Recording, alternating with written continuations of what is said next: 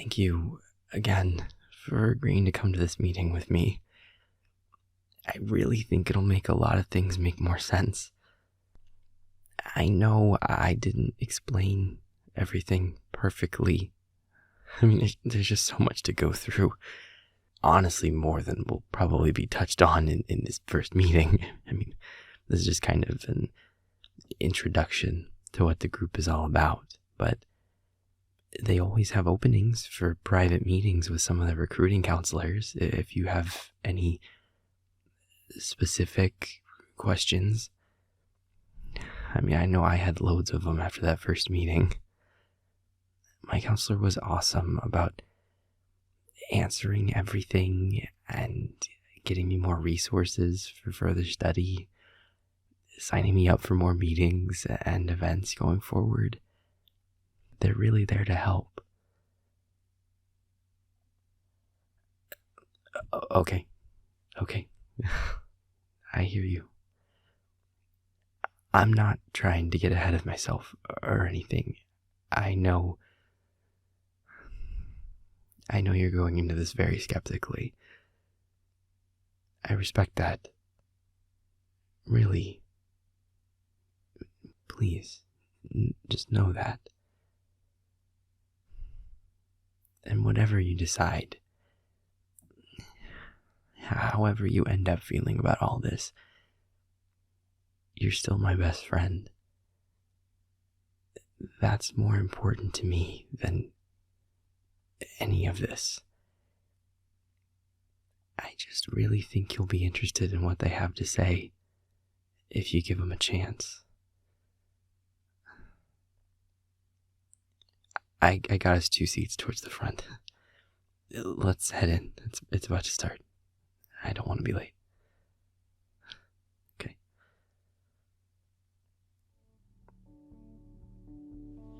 Here we go. Yep, these two.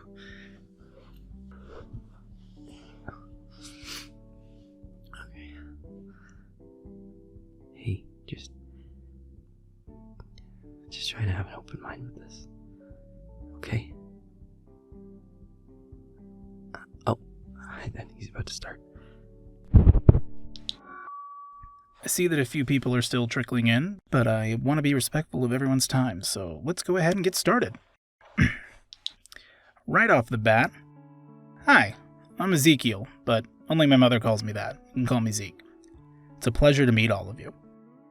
I hope I get the chance to know each and every one of you better here in the near future. A little bit about me, just so you have a better idea of who's standing up in front of you talking your ears off tonight. Like I said, my name's Zeke. I graduated from the DAMN with full certification about, 7 years ago? That time flew by. I'm a Leo. Probably no surprise there, since I'm standing up here on stage. And ever since I was young, I had a passion for finding answers to some of the big questions out there. Questions that, no matter how much digging I did, no matter who I asked, no matter what books I read, I just couldn't get definitive answers. Why do we have powers? Where did they come from? What are we meant to be doing with them? I know, pretty heavy stuff for a kid to be thinking about, right? Other kids are running around thinking about what's for lunch, and I'm here trying to just, figure out the basis of magic. But I bet that's something I have in common with a lot of you here. Maybe not when you were kids, or even teens. Maybe not until a few days ago. But what we all have inside us is a person with a desire, a passion to unravel the mystery that we've been told is unsolvable. And to that person, I've got some good news. CloseKnit has what you're looking for. This symbol right here. Who'd have thought that something so simple would be the answer to so many questions? It's a symbol that we at CloseKnit have spent decades discovering and learning about. Painstakingly excavated from a past that's been purposefully hidden from our view by those few who remember it. It's taken years to find enough evidence to understand its meaning, blocked at every opportunity by those who would rather this part of the past stayed forgotten. But we've learned. This symbol represents a group that we've come to call the Weavers, the originators of magic. Before humanity, before demons, before the Meridian, there were Weavers. Ancient beings of incredible power who created magic as we know it. As we understand it, they came into being in Aria sometime in the incredibly distant past. Whether that's through some kind of evolution or intentional provenance, we're not sure. But we do know what came next. Demons. Now, I should preface this next bit by saying, we all know how tight-lipped demons can be about their history, their realm, damn near everything if we're being honest. And they say they have their reasons for that they have their own rules of covert, not unlike the ones we have for unempowered humans, which means that all the information that we here at CloseKnit have from demons was given to us only under the explicit guarantee for anonymity. And even with that guarantee in place, it's been an uphill battle for each and every scrap of information that we have. It's no wonder that no one else has ever gotten the complete picture. Even after years of study, we're only just now starting to grasp the full history. So let's take a closer look at some of the highlights of that bigger picture.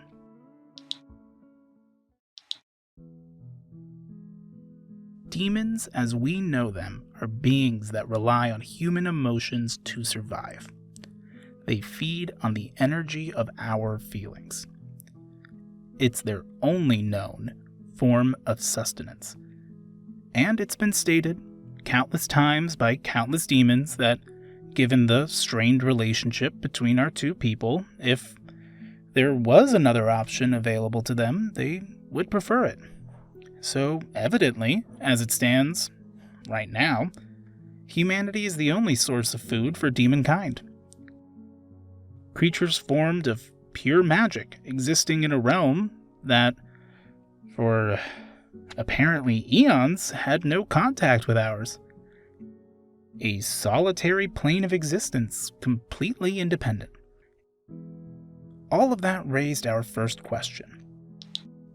How, then, did a race of beings come to exist in a realm where they had no sustenance? How have they existed longer than they've been in contact with humanity, if humanity is their only way to stay alive?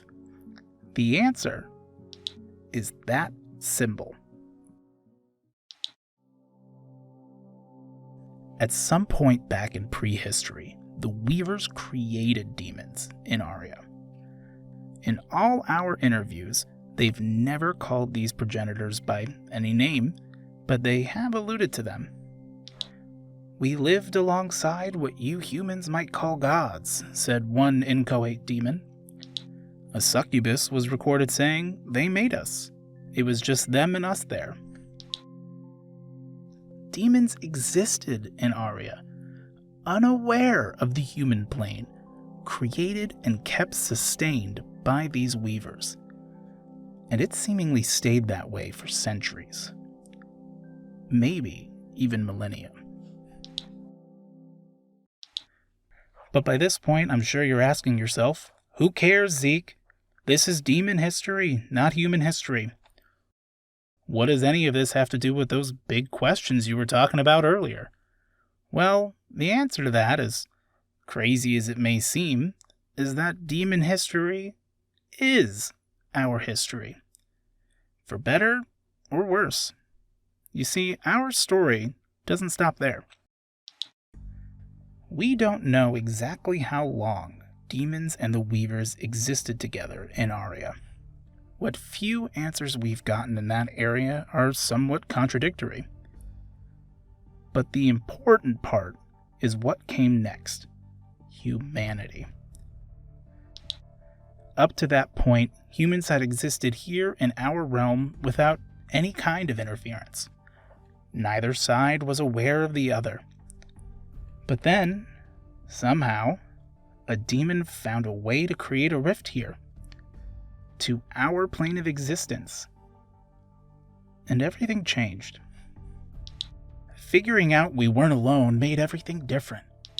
What? Big changes happened after that day. No, nothing. I'm just... Both of these are quotes from a Serenity Those human two that people agreed over to speak there. with CloseKnit.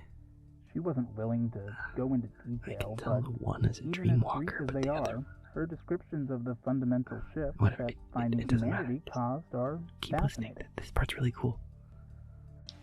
Remember those big questions I talked about? Here's where they finally get some answers. Because when demons found humanity, they also found out that they could feed on our emotions. They could survive on our feelings. And in doing so, they would no longer need the weavers to provide them with sustenance. They could now get it themselves. So by their logic, they no longer needed the weavers at all. Now, our records of what happened next are incomplete. Even amongst those demons who were willing to answer some of our questions, they carefully avoided this part of the timeline. To figure out why that might be the case, let's look for some context in our human history. Mythology is just that, a series of myths. Stories that are passed down from generation to generation. In isolation, they need to be considered with a huge grain of salt. But when you start to find commonalities across cultures, across continents and time periods, those commonalities didn't just come out of nowhere. And it's an almost uniform belief in mythology that demons are something to be feared. That they have a propensity for selfishness, manipulation, even evil. Wait, I know, just give him I a want to minute, be clear here. please. CloseKnit does not stand by any acts of hate or defamation made against demonkind. To equate a race of beings to their worst stereotype would be completely inappropriate. But it's important to consider the historical precedent when trying to get a clearer picture of just how it all went down back then. From all the evidence that we have, the demons of that time period took it upon themselves to try to take control of humanity, to use us for our emotional fuel. The weavers tried to stop them. They wove together the meridian, which was meant to act as a barrier between our world and theirs, in the hopes that it would keep demons trapped in Aria. But they found ways through it. They could still reach us, feed on us, drain us of all feeling. So, the weavers did the only other thing they could do to stop their creation before it was too late. They gave us our powers. Demons are the first to admit that they had nothing to do with humanity getting our abilities. In fact, they seem to actively resent the fact that we have them, because they were granted to us in defiance of their efforts. And the demons' rebuttal to the weavers for what they saw as being spurned was to imprison their creators, to wipe them from their collective history and from ours, to hide the truth behind claims of a need to be covert, even amongst their own people. I don't know what happened back then. The elders won't discuss it, says one inchoate. There's stories of some big disaster, the cacophony. But we aren't supposed to talk about it, not even to each other. That's what one incubus had to say. So, is that it then? That's 2 of the questions answered. Why do we have powers, and where did they come from? It seems like the last one is up to personal opinion then. What should we be doing with them? While we certainly should stay vigilant, CloseKnit is the first to admit that most demons today don't seem to have ill will towards us, for the time being. In fact, if our discussions with them are any indication, it seems like most demons who weren't around for those events don't even know about them. The Weavers are as much a myth to them as they are to any of us. What then, in a world with seemingly no threat of a demonic takeover, are our powers really for anymore? For this. For that symbol.